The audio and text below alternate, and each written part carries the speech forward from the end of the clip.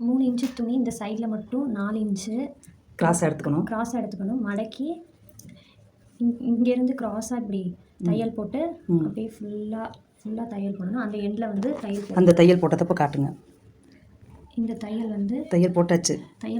இந்த லாஸ்ட்டில் வந்து தையல் போடக்கூடாது. இப்போ அதை பிரித்து காட்டு. இந்த நாட்டை எப்படி நம்ம வெளியில் எடுக்கணும், இந்த வெளியில் இது உள்பகுதி வெளிப்பகுதி எடுக்கிறதுக்கு இந்த ஊக்கு இதில் குத்துங்க.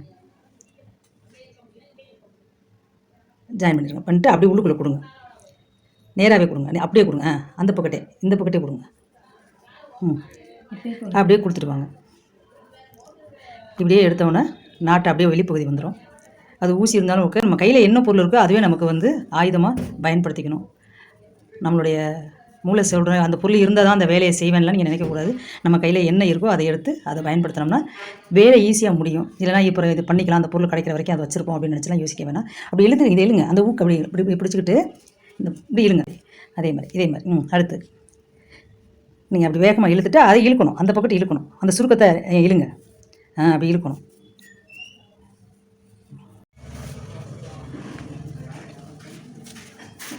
பொறுமையாக இது வந்து அம்பர்லா கவுனுக்கு நம்ம நாட்டை தைக்கிறோம். அந்த துணியிலேயே, அந்த ட்ரெஸ்ஸோட துணியிலேயே அந்த நாட்டை நம்ம தைக்கிறோம். இந்த நாட்டை என்ன பண்ணுறோம், மடிச்சு காட்டுங்க. கிராஸாக நம்ம இதை வந்து மடிக்கணும்.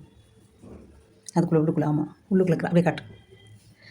இந்த கிராஸை வந்து இந்த இடத்துல மடிச்சிட்டிங்கன்னா இன்னும் கொஞ்சம் தைக்கும் போது நீட்டாக தைச்சிருவாங்க. இந்த மாதிரி கிராஸை தைச்சிடணும்.